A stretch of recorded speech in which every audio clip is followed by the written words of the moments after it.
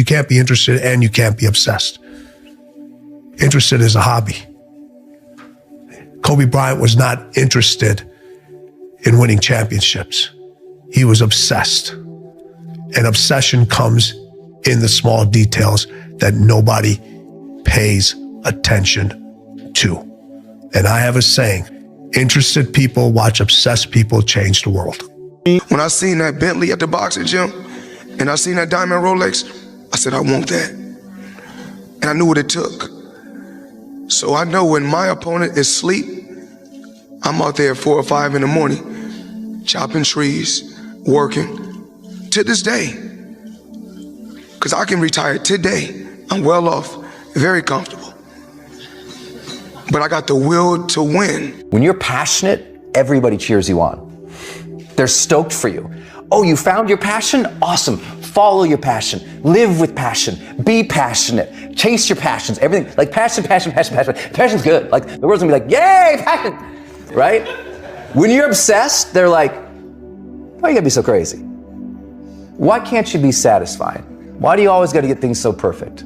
Why do you spend so much time here? When you're obsessed, people think you're nuts. So it's different. And it's like, I always tell people, if no one thinks you're crazy, you're not yet operating to the outer limits of your potential. You're not there yet. There was no passion, no drive, no nothing. But I had this fire that I'm going to be somebody. And it has to be there because on all those bad days and all those days you don't want to do shit, you have to be your own motivator, your own coach, your own trainer, your own everything.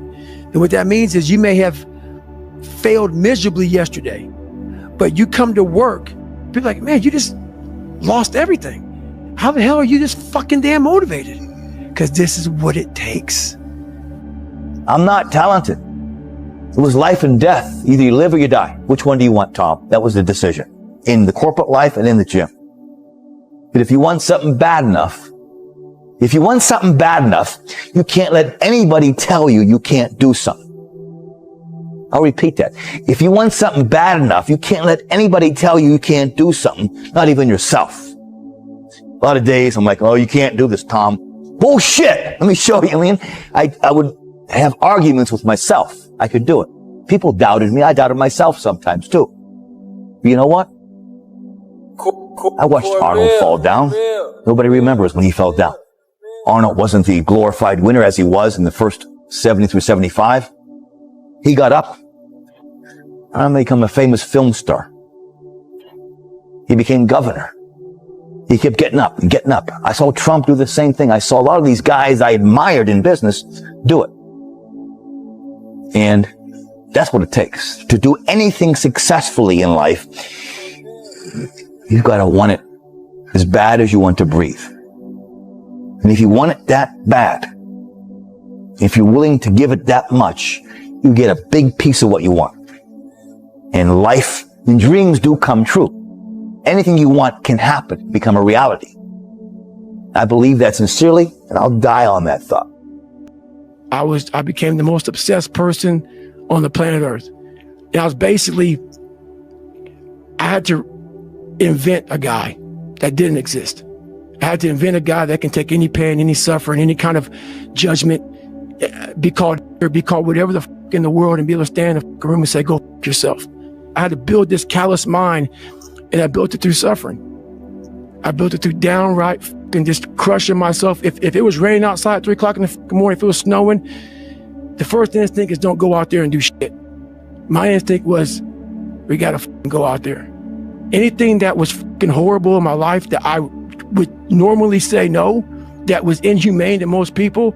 We are so worried about what other people think about us. You know, it's like, oh my gosh, what if they think I'm crazy? What if they think I'm over obsessive or competitive? And what if this is like, you're too much. This is just not healthy for you to be thinking this way, right? Yeah. How did you get your mindset into this alter ego to be comfortable being Black Mamba? Like, how did that happen? It's a good separation for me, you know, emotionally, to be able to put myself in a place where at practice or when I'm training or during games, I switch my mind to something else.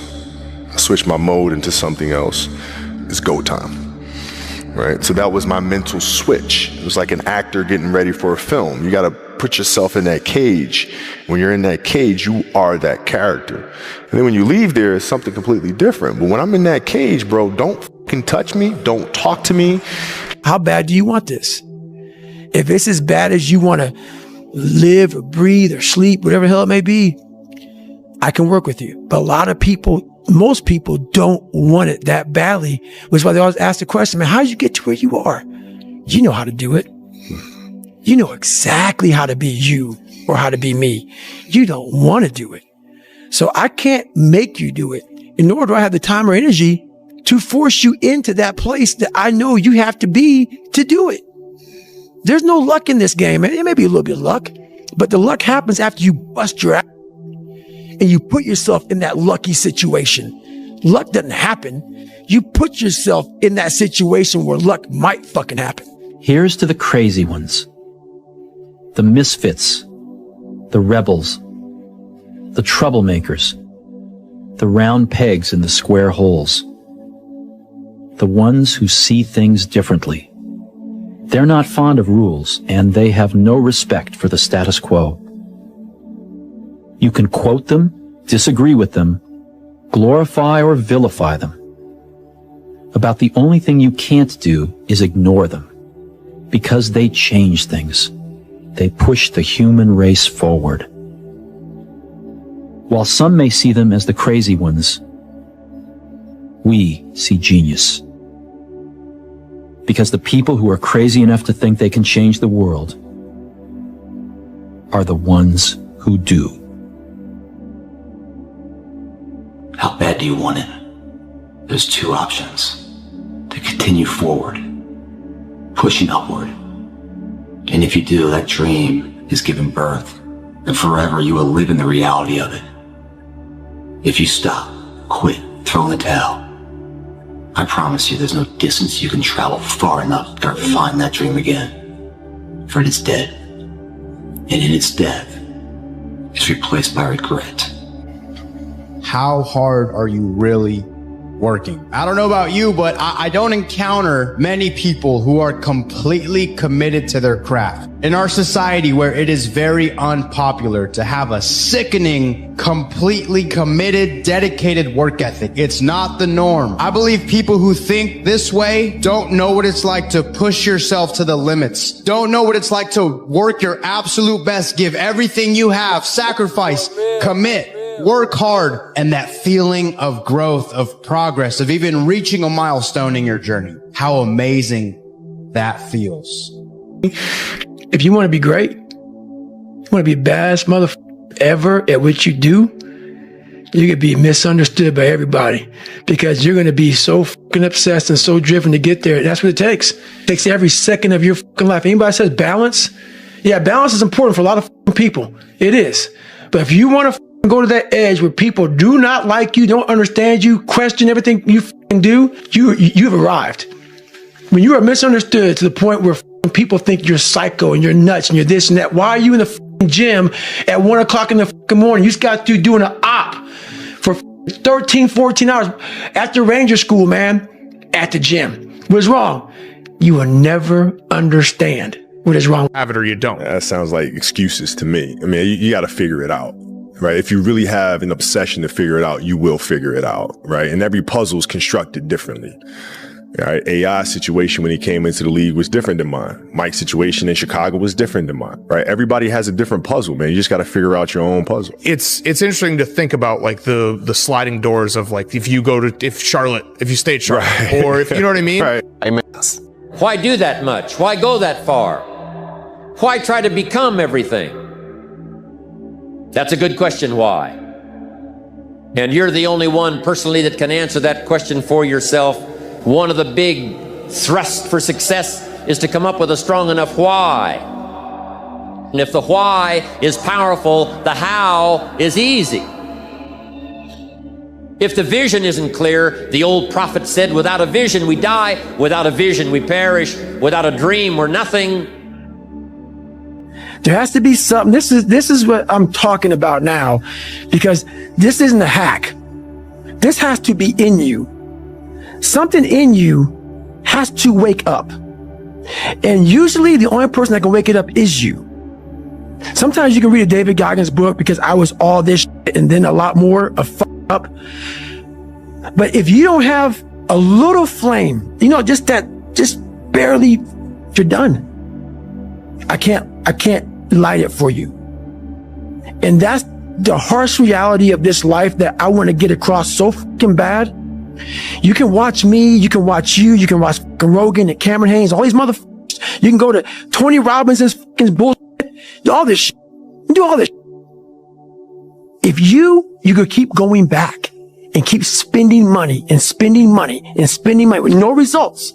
Every single person who has ever done anything worthwhile or exceptional or difficult or extraordinary, anyone, whether it's great artists or authors or mathematicians or whatever it is, everyone encounters difficulties. There is no easy road. It does not exist. It is impossible.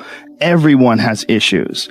It's almost like you have to have the ability to go to the deep end no matter whether or not you'll ever go there. Right. Yes. And some people are like, well, I'm never going to go to the deep end. Mm-hmm. But you should be able to. Yes. What are you willing to give up? What are you willing to sacrifice? What are you willing to forgo? It's easy to give up. It's the easiest thing in the world to do. I'm done. I ain't going. Oh yeah. I ain't gonna keep going. Yeah. I don't feel like going to work. I'm done. Yeah, man. It's easy. It's very easy. But what's hard is going, yesterday I got nothing from working as hard as I could. Nothing happened from that. I'm gonna do the same thing again today, but I'm gonna try to go harder. That's the hardest thing in the world. To get up every day and give 100% and be in the same position that you were each day, but mentally know that you're trying and trying and trying. That's a real grind. Pain is a beautiful thing. Challenge is what life is about. A life without challenge, a life without pain is a life without growth. And where there is no growth, there is stale, stagnant energy. And that's where most people live. Because most people's lives are designed around treading a path that is void of challenge. The minute they recognize challenge or pain, they move the other way. This is a primal instinct and normal and natural, but a weak perspective. Your aliveness is found in your pain. Embrace it, love it, and grow from it. Pain is temporary. It may last for a minute, or an hour, or a day, or even a year. But eventually, it will subside, and something else will take its place. If I quit, however, it will last forever. There's two sides of pain that I don't think a lot of people really understand. There's one side of pain that's the suffering and the discomfort side of pain. But then there's another side of pain that's called effort. It's called glory. It's called if you can find a way to push through pain, there's something greater on the other side of it. I dare you to take a little pain. Go through it.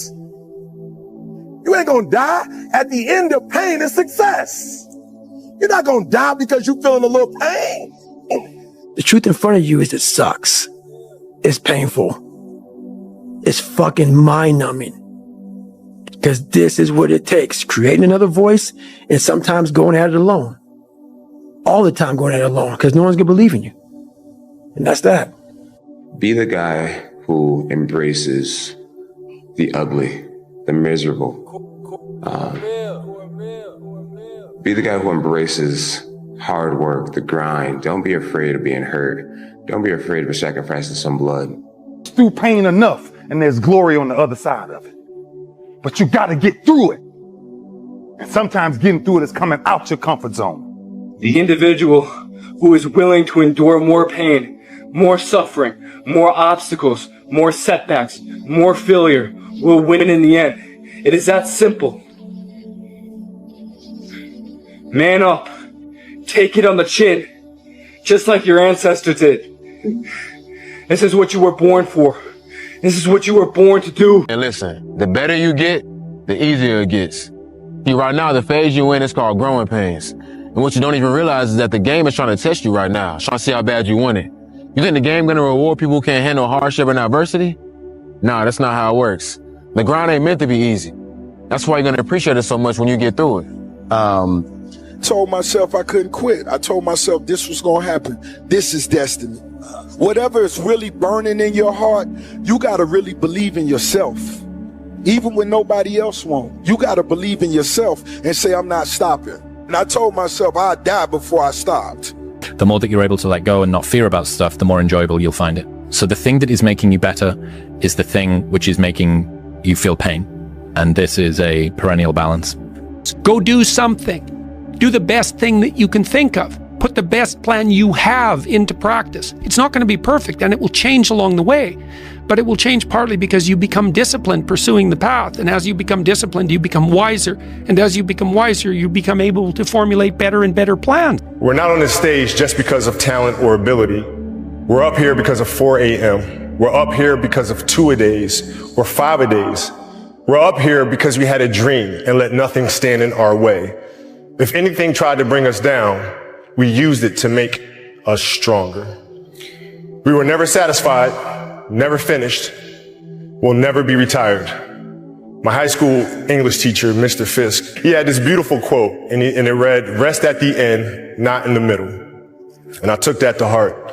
I believe there's time for resting at the end, but for me, that time is not now. My next dream is to be honored one day for inspiring the next generation of athletes to have a dream, sacrifice for it, and never ever rest in the middle. When you don't have a true appreciation and acceptance for who you are, and you allow yourself to be immobilized by fear, what happens in the process is that you begin to abuse yourself.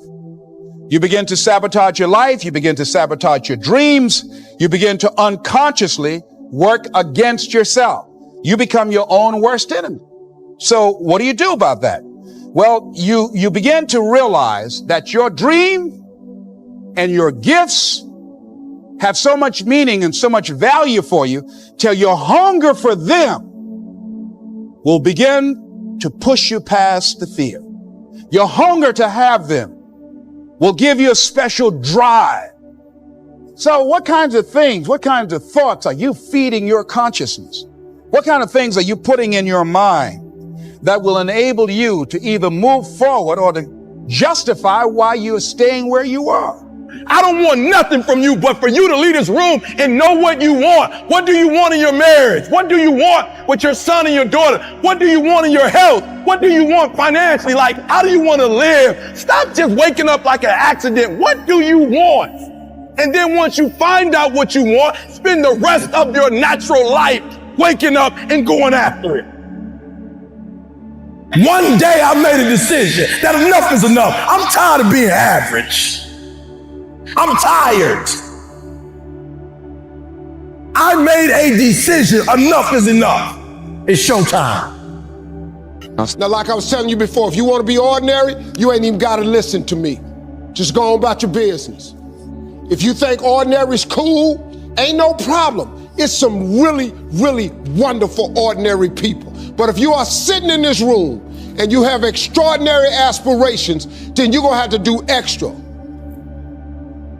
You put extra on top of ordinary and you come up with extraordinary. You have to decide if you are willing to do the things to put you in that category. Rich people don't sleep 8 hours a day. That's a third of your life. It ain't but 24 hours in a day. You cannot be sleep 8 hours a day. You can't live in LA and wake up at 8 o'clock in the morning. It's 11 o'clock on the East Coast. The stock market been open 2 hours. They already making decisions about your life and your ass was asleep. So you can't say you want to be successful. You can't say there's certain dreams and goals. There are things you want to have and things you want to be if you are still average. Success and average have absolutely nothing to do with each other. That's what I'm telling you. Your boss can't stand average. Your coach can't stand average. Your teacher can't stand average. Your spouse, listen to me, your mama might put up with it. Your daddy might put up with it. But listen to me very closely. Nobody really likes average. Is there advice you can give to young kids that are living through a shitty situation of any sort, a tough life? Try to find a thing that you really enjoy. Try to find a thing that you're passionate about. Everybody thinks they're a loser. Every young person thinks they're a loser. At least a young person in the situation I was at. Like, I didn't know I wasn't a loser until I started winning, until I started doing martial arts. Martial arts taught me that, like, I could get better at stuff. that I wasn't really a loser. Now, one of the things I recommend to young people, especially true for people in their 20s, is that you should push yourself beyond your limits of tolerance in your 20s to find out where it is. How much can you work? How disciplined can you become? Like, can you work 12 hours a day? Can you work 8 hours a day? Can you work 3 hours a day? Like, flat out. Where's your limit? How much work can you do and how much socialization? You should find out. Push yourself past and then back off to that point where it's optimally sustainable. It's good to think about that as a goal. It's like you're trying to discover what your limitations are when you're in your 20s so that you can hit that edge so that you can sustain yourself across the decades. And so, yeah, because you don't want to have too much fun, right? Too much fun takes you out. You don't want to be the oldest guy at the disco. You know, it's not fun being the 40-year-old at the singles bar, precisely. So you want to make sure that what you're doing is age appropriate, and you want to push yourself in every direction that you can, but you should be doing that with an aim in mind. It's like you're trying to make yourself into a better and more competent person. And so some discipline along with the fun is a good idea. To get through where I became, to get through where I'm at now, there's nothing but pride I have for myself that I can't really show people. Because I have this face that they see, like, are you happy? What's wrong with you? I'm driven. I'm obsessed. Nothing is permanent.